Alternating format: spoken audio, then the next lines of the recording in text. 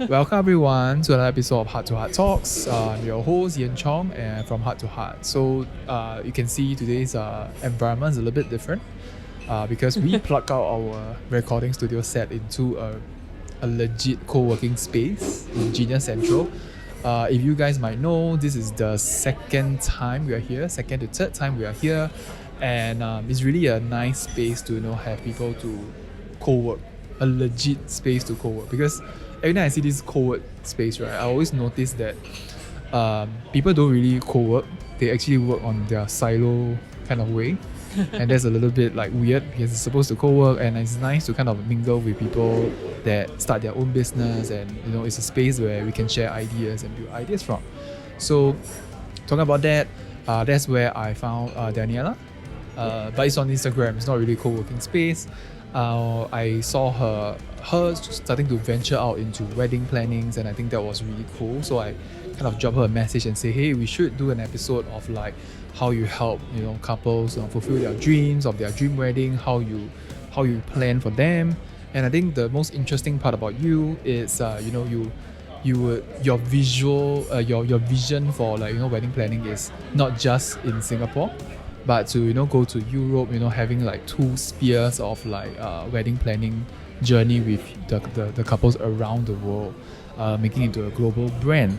But I wouldn't want to share too much because Daniela will do her own introduction. So welcome Daniela to this episode of Heart to Heart Talks. Thank you so much for having me. Yeah. I'm very happy to be here and talk about dream wedding planning, which is my absolute passion.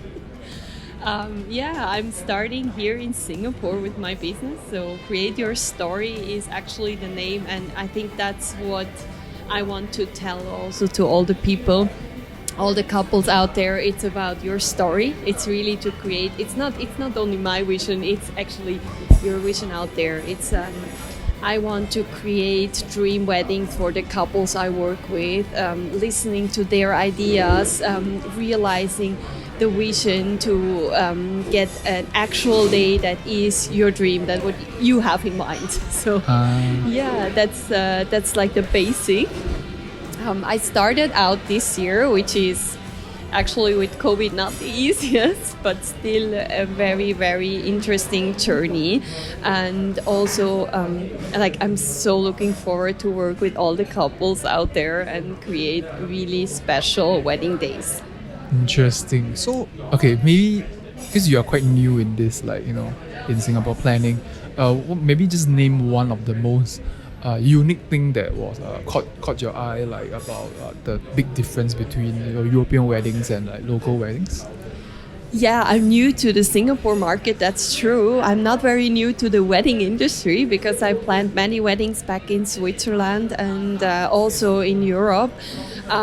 There are so many differences actually. I'm learning about all the traditional Chinese ceremonies at the moment. Mm-hmm.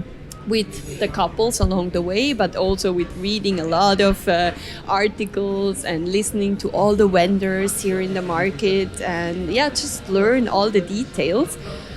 So here it's very based on family traditions, and it's important to have the right date or the right timing and to include especially parents, but also the whole family, the elderlies, to have a very special celebration with them, and also to have all these ceremonies that are important. And for me, it's like the most impressive thing to learn about cultural influences. It's not only the Chinese culture here, but Singapore has such an international flair. So many different influences that come together, and every couple I'm speaking to has so many different ideas. In Europe, for example, it's common that you probably meet on a Friday night, so you get to know all the wedding invites, all the guests, and let them also introduce to each other. Mm-hmm. And then you have the main celebration during the Saturday. with the church wedding or a location wedding, and then with the dinner reception and a whole night of dancing. And then probably also on Sunday you get together with your wedding guests again for a brunch. So that's like the setting I'm actually getting now also requested here in Singapore. Maybe not about the whole 3 days, but about the longer nights in a probably rented restaurant space, and not being only in these 4 hours that are common here for the weddings. So that's an interesting part that is coming up right now. Yeah, I think when I hear that, like when we are sharing that part of a wedding planning journey, it's very rare in Singapore that we do like multiple days kind of a situation. But I think in Europe and in US, I think it's quite common to have people fly around because as their country is really big, their family members are around the world or around the whole country. So having that, I think, is something that maybe Singaporean couples could consider having like a 2-day wedding, because it's not like 48 hours long. But I would say like can spend a little bit more time with the family. I think that is something that local weddings still haven't really get to embrace that part, because once like even if the guest gets to spend more time with other guests, I think that is something that is quite an interesting dynamic that and it's also something that is very important right now, because right now you can't have a wedding guest like 300 or 350 guests. You only stick with 50 or 100 guests, and especially right now to just spend the time with your core wedding party, for example, the 20, you can intermingle, which is very important for everyone out there. So when you plan for your guest list, definitely think about these 20. You can take photos, you can intermingle, you can spend time with them. And then also with only the guests there, you want to make it personal. You want to really celebrate with your closest circle of family and friends. Yeah, like open up opportunities for you to mingle with the people that really care. Especially now with the limitations, I think it's kind of good to think out of the box. It's not just about the actual day. Yes. You could plan something that is out of it and be able to still touch base with the people that you truly cares. But because since we have a list of questions, like most of the questions that I've got from Daniela, and what are the questions that usually couples would want to ask a wedding planner, that's why this episode I think is quite handy if you are maybe still researching on like what you should plan, what are the things that you should plan. Because from the outside, most of my couples will say, hey, actually we got nothing much to plan. But then as the day goes closer and closer, you start to notice that, hey, there's actually a lot of things that you should worry about. And I think this is where this episode will come very handy. Maybe out of these questions, I might want to kind of pluck a few that will be quite handy. So the first question will be the most like obvious one, will be like, how can we start planning our wedding like right now, like phase 3? Right now, yes. Yeah. So I guess you out there are a bit stuck, and it's exactly how I feel as well, because I'm in the same boat actually. Just to mention that I also got proposed last year. I also tried to plan my wedding, and with the couples I speak, it's difficult because you don't really know how the rules and regulations change and what is possible at the moment. But I really want to encourage you to speak to the vendors. Mm-hmm. So that's the first thing. Don't be shy. Just ask us, because we need to adapt as well. Yeah, we That's need true. to find out as well, and we can also, like, we are very flexible. We also adapt to the rules, the regulation. We check them, and we're gonna find new ways to realize your dream wedding. So that's one thing. And then I have a whole list of ideas what you can actually do right now. For example, you can start gathering all your guest information. So you can prepare your invitations. Anyway, maybe you don't have a date yet, maybe you don't have a location yet, but you can still work on the invitation design. Or you can choose your music that you want to play on your wedding day. Or you can invest more time for flowers, for example. Think about all the different colors and flowers you can have on your wedding day, all the personal flowers that are needed for the car, for the bride, for the bridesmaids, for like all the tables you want to decorate. Like now, especially if you don't have a specific date or location, you can already think about your vision. like get inspiration, of course, on Pinterest. Yes. Everyone That's expected what that. I'm about to say. Instagram as well. Talk to family and friends. Find out what your parents prefer to have on your wedding day as well. That's important to know beforehand. And then create a mood board, for example. I love to create mood boards. It's like to bring all your ideas and your visions and, on one paper. Like you can see what it looks like afterwards, and that's so special. And if you don't know where to start, actually, just talk to me. I mean, I have so many ideas in my head. Worst come to worst, if you really don't know anything, I think that's the right starting space. Because as Daniela starts speaking, like the different aspect, you have to start to see like the word will start to mount higher and higher, depending on like which aspect. Like it's not just about the superficial stuff, like getting the right vendors and stuff, but you should do some homework to kind of share what you have in mind to your vendors, especially like the mood board, the Pinterest, doing your own part of your homework, so that people can actually be able to visualize with you. And I think that in terms of expectations will be quite close. If not, you have this gap. Yeah.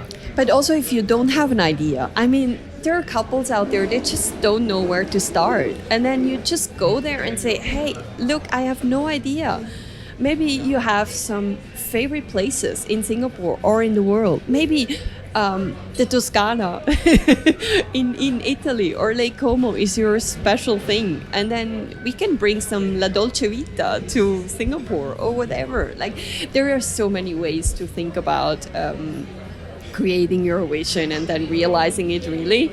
Yeah, I think really the sky's is the limit in terms of like what you should do. Also, don't limit to yourself like what the traditions say, but you have the voice, you have the rights to change your way of hosting, because ultimately it's still your own wedding. So do spend some time to really morph it and be open-minded to ideas. You can just cross ideas between vendors, just ask them how they feel about it, and you can ask people that are in the wedding industry. You never know what kind of ideas that they have, or what are maybe the mistakes that other couples have made. I think that's where wedding planners really does shine. They actually tells you what are the do's and don'ts, or what are the bad mistakes that you think that is correct, things like that. Once you keep bouncing off ideas and you keep sharing the vision, you'll be the whole idea will get sharper and sharper, and that's where you will get like the perfect wedding of what you really want for your actual day. And you also shouldn't be afraid of making mistakes, because that's where it gets really personal.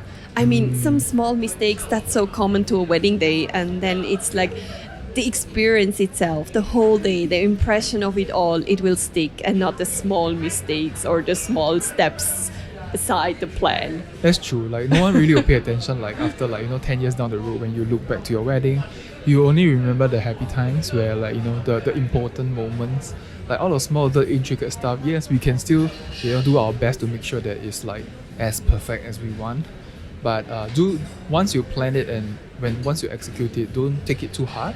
Like, just enjoy the day. Just also enjoy your planning. I mean, for me, it's the most important thing is first enjoy your wedding planning journey. It shouldn't be a nightmare. It shouldn't be something that is really draining you. Yes. And then the second and most important for me, you need to be the guest on your own wedding celebration. Yes. I mean, you shouldn't hustle around. You shouldn't run around on your day. You should enjoy from A to Z, like from the beginning to the end. Yeah, I think a lot of people get so stressed out on their actual day, and they feel like they are serving people instead of letting that day flow. I think this is a very toxic Asian mindset.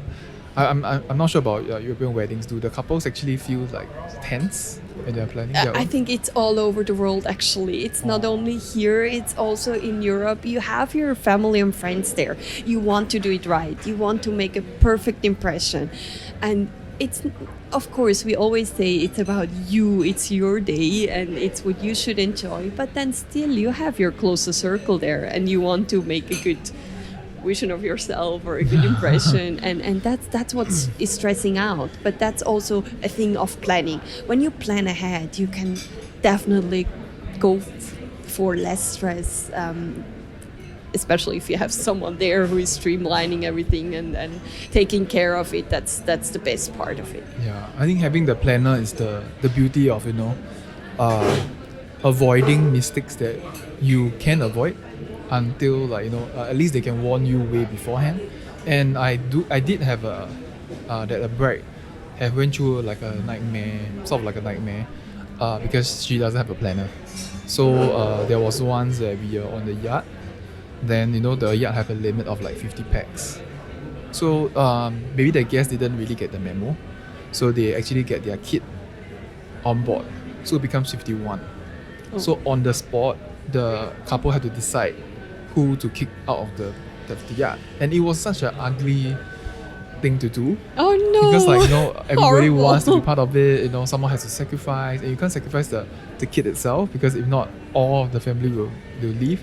So you also don't want to kicked out. So one of the bride and groom didn't make their decision. End up was the groomsmen that volunteered to drop out from the yacht and let them have their It's most sessions. your closest they need to sacrifice then. Yes. Yeah, and it's such a painful thing to do, because no one wants to do that and no one wants it to happen.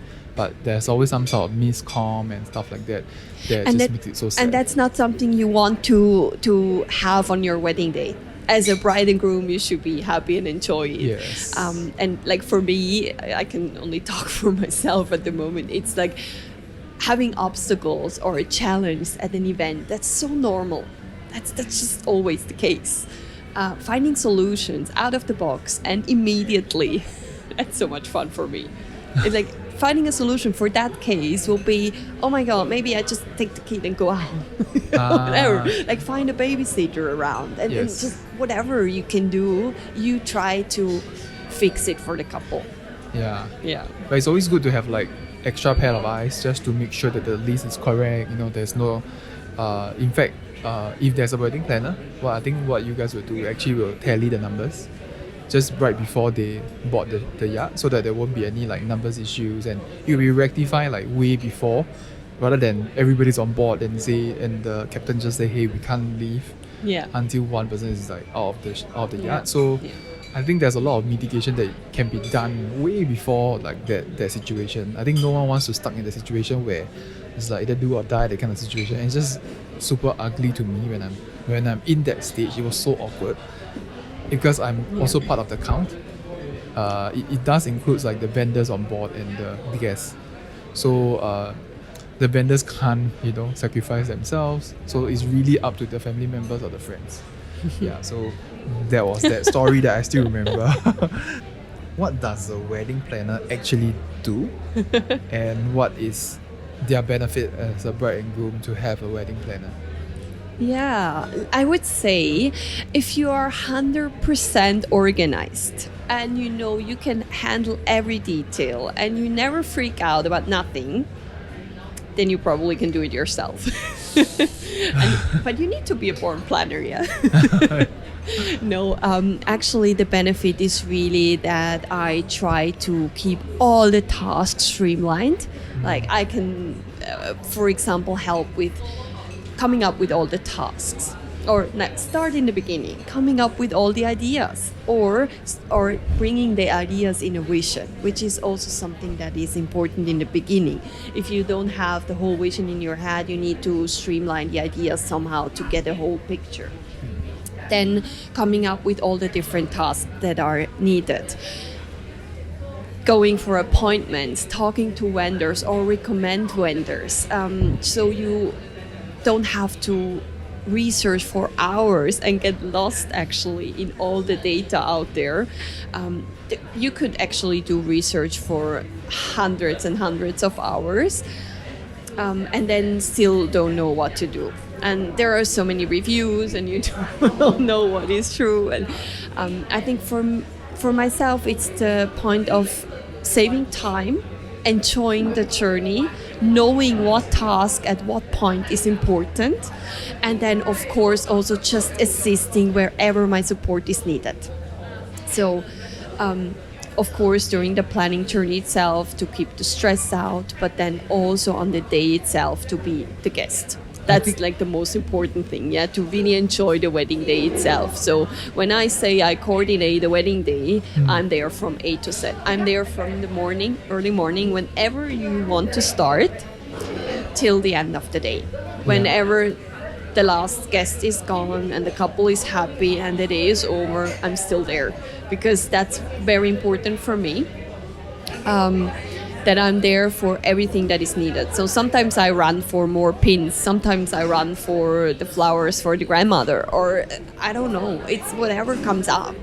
When the cake is not delivered, I call the vendor, where is the cake? We need the cake now. When the solemnizer is not there, we call the solemnizer and check that everything is on time, everything is on schedule, and you actually don't get all the things as a couple that is missing or that is running wrong. It's just really good though, because yesterday or the day before, I actually have a chat with a wedding planner that's on behalf of the bride. So the bride was like, hey, just contact this lady, she'll be running the show for the actual day. And having the planner actually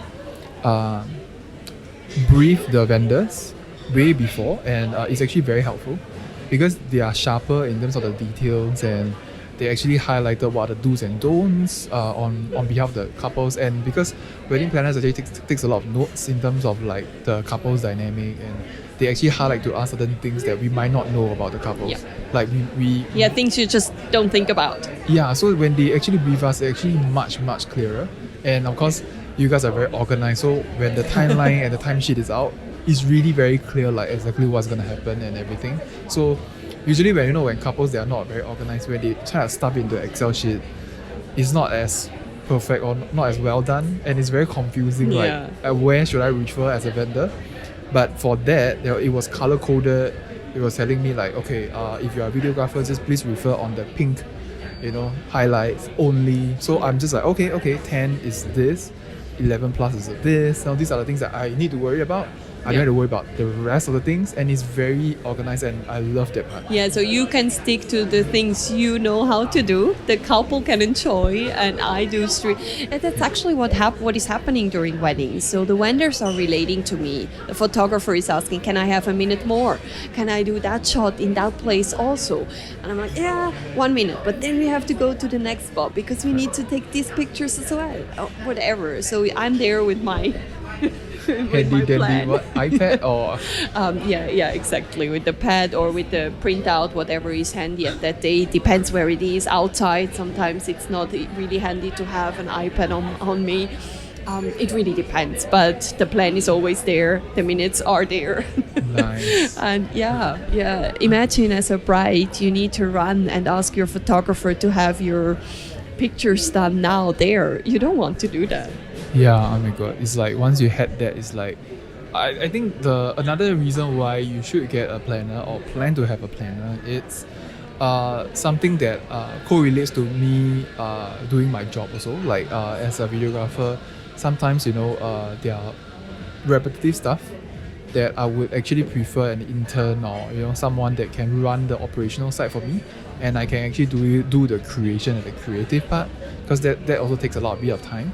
And having a planner actually is something like that, where they actually run the things that are a little bit more, not just the technical side, but the more mundane stuff that you don't want to be involved in the wedding, and you can actually throw that to the planner to run for you. And I think that actually saves a lot of time, because you can't really buy back the time where you are trying to research and dive into all this. And as a couple, you want to have the best work out of all your vendors. You want to have the nicest flower in place when your wedding starts, and you want to have the best scenes on video and the best photos taken.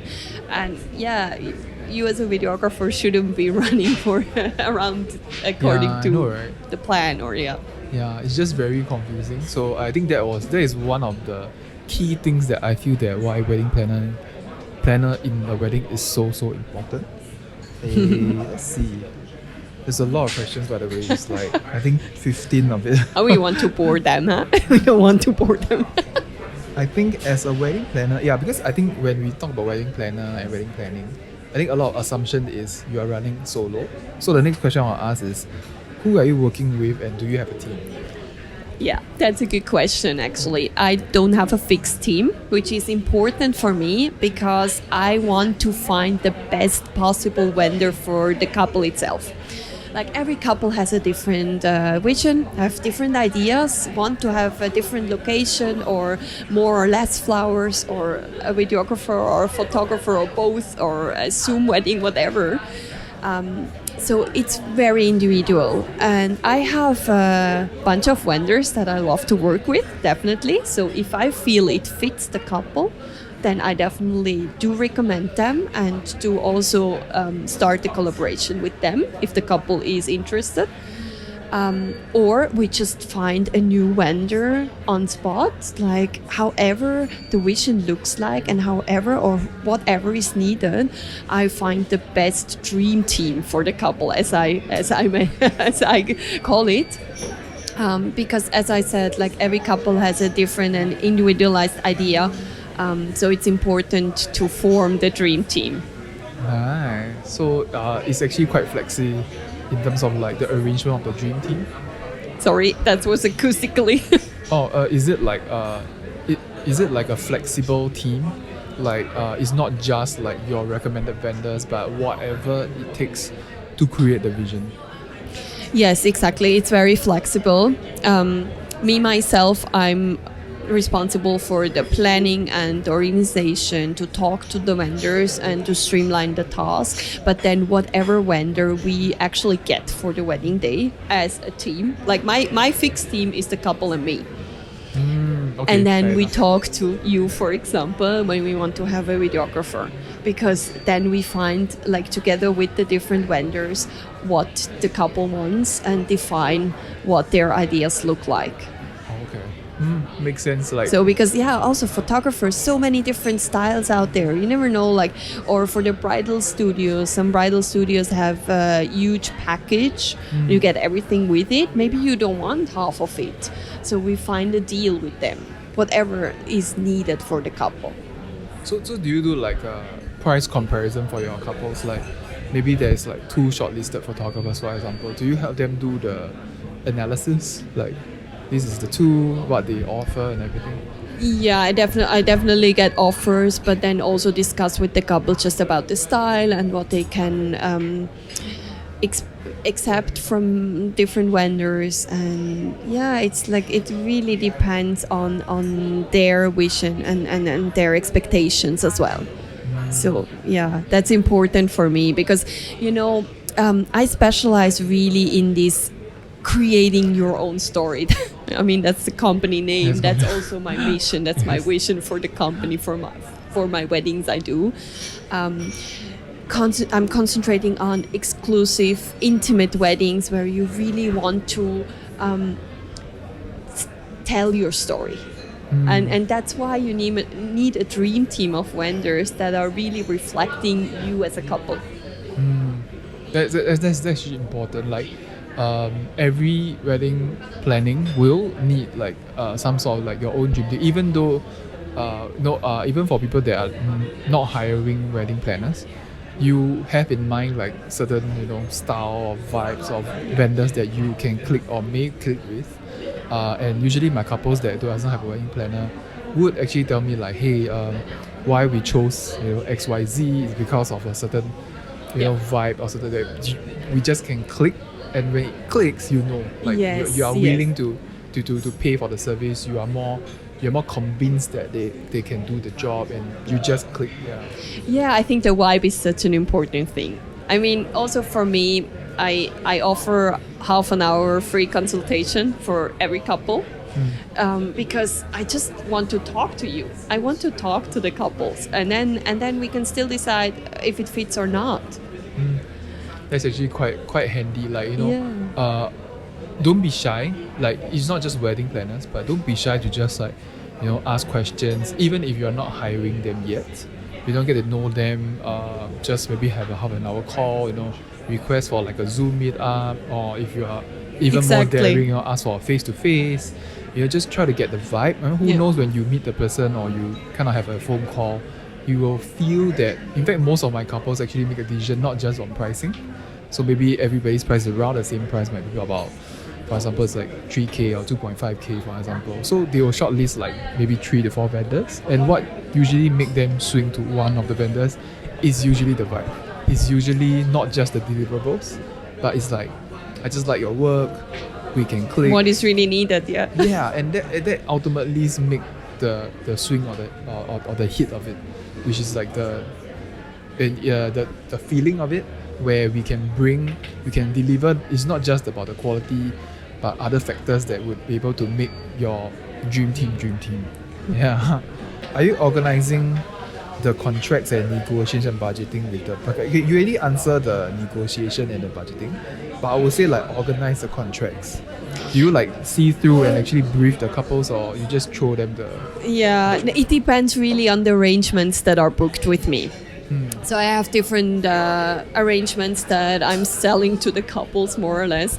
And when you go with the premium arrangement, so that's all inclusive. That's really where I go and talk to the vendors, where I negotiate, where I go through the contract and really like read all the nitty gritty and the details of a contract as well, and really go through the whole process with the couple. Then the classical arrangement is a bit less. So with the classical and with the essential arrangements, I give more like a support, an expert suggestion or recommendations, but I don't go and talk to the vendors. So that's the couple's task then, to talk to the vendors they want. I definitely give recommendations, as I already mentioned. And I also check the contracts, but I do not do all the negotiations and stuff. So that's then the task of the couple. Okay, I think so. It really enough, depends. There's only that much a wedding planner can do. Like you as a couple or a bride should take some time, just to make sure that you understand the clause. And one thing that I would always strongly recommend any couples to do, even if you don't have a planner, is don't be shy and just say like negotiate the terms. If there's a terms and conditions that's there, feel free to just say, hey, I don't understand line 10, line 11. Could you spend a little bit of time just to explain to me what exactly is the clause and what does it consist of. There are couples that actually ask for a change of terms. Yeah, so do feel free to just let us know what exactly you want us to change. Yeah. If it's open for discussion, then just feel free and tell them that. Exactly. In the end, it's very important the why, yeah? Yes. Because like also in my packages, I have a fixed sort of services in there, but when a couple doesn't need a service or something like that, then we just discuss it and say like, oh, why do you need that, or why you don't need that, and then you can still figure out what is the individual packages really fitting your dream. We're flexible. Come on. Yeah. it's just. My main goal is that you have a great wedding out there, and that you have a very special day to experience, and not to just sell you something. I think that's not the ultimate want. goal of all the vendors. It's not to upsell you and everything. No. But it really depends on what you need, and we can try. Why most vendors create packages is just because it's easier to kind of like fit into the mold. Yeah. And it's just like going to McDonald's and get a set meal. They make it into a set so that it's easier for us to choose. Yeah. If not, there will be like that's true. 30, 50 items for you to choose, and it's just very confusing for the couple. You have an idea. You also have an idea what to choose from. For example, like in my packages are just hours. Like I actually say essential package has so many hours of work in, and then the classic has so many hours of work in, and in the end, it's very individual where the hours are needed. Yeah. It's just it's we like, adapt. There's only we purposely make it into a package. It's also easier for couples to digest. Yeah. Yeah. If we're gonna throw every single item, imagine Daniela put like videographer, photographers, and there are so many vendors that have so many rates. And if you just see it just purely on the menu, it just doesn't make sense. Yeah. So Daniela would actually, after this, maybe we can share like the website or the handles for you to kind of like, for couples that are interested to see exactly what you offer. I think that will be very handy for our couples that are watching this episode right now. And let's see whether we can go through like one last question. I think that would be really, really helpful. Personal questions that you always get often. Let's see. Let me choose. There's two questions here. I'm just choosing which one will be more interesting for me to know. The background I think you mentioned. I would actually ask the first one. So why are you planning weddings in Singapore? Yeah, that's a good question. As I already mentioned, I had a lot of weddings already in Switzerland and Europe, but my dream was to live and act out of Singapore. So when I came to Singapore about 10 years ago, the first time, I just fell in love. I need to be honest, I just fell in love. Not only with Singapore, but with the whole Asian culture. And then the international flair here, all the different cultures coming together, it's super, super interesting. And yeah, my background is I did exclusive events all my life. First for high net worth clients for banks, which would be really easy here as well, probably with all the banks. Yeah, you should. But then I shifted somehow into the private events and to realize a dream of a couple and to realize a love story. It's just, it's what fascinates me. And then here with the international client base, I have spoken and I did weddings for, I would say 50-50 local couples, like Singaporean couples, and also expats, which is super, super exciting. And yeah, it was my dream. Deeply Swiss in my heart. So the Swiss quality bringing to Asia, yeah, that's what I think is exciting. Yeah. Yeah, I feel like it's kind of like your calling to do so. I don't know. That's partly I felt like everything fall in place. Like it's just like what you're meant to do in Singapore. Like I mean, partly also because COVID, accelerate the progress of you guys coming into Singapore and want to make something out of it. And in fact, if you guys don't know, actually Daniela didn't plan, to have it in Singapore. I would say like the station itself, you wanted to just kind of like touch base in Asia, but not like Singapore, but because of COVID and partly also because she loves Singapore a lot. Thank you for the on behalf of Obviously. Singaporeans that you decided to just dive in head first to really experience the culture and the whole wedding planning and the wedding industry in Singapore itself. I think that part I feel that the wedding industry actually get the benefit out of it because we are really lucky to have like another wedding planner to be in Singapore and to really try to put on that thinking hat, because I think I would say like a very interesting perspective from your end to bring into the table, and not just like Singaporean wedding planners, but having you in that increase the valuation of the whole wedding industry. Yeah, I think that is pretty cool. So if couples out there that are watching this episode, feel free, if we missed out any questions like you want to answer from a wedding planner, do let us know in the comments below. If I'm posting on Instagram, comment down below. If I'm posting on YouTube, do let us know. If you have missed out a question, I'll redirect your questions to Daniela to answer if there's any questions out there. But besides that, this actually marks the end of the episode. Thank you, Daniela, today for sharing your thoughts, your ideas, and your tips and tricks. That definitely would help couples that are doing their planning.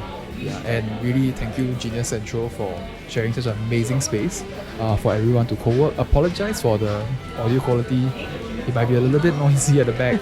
But I did my best to make sure that we have the best audio system so that you are enjoying this every single minute. Yeah, so thank you so much today. And thank you so much for having me. Thank you for listening to us. It was amazing talking to you. And yeah, if you have any questions, definitely come back to me. Yeah, I will flash it right now, the website, the handles and whatever not, like email address and just email address, so that you guys can just send the questions to Daniel directly, or do let me know. Yeah, so this marks the end of the episode. Bye. Bye bye.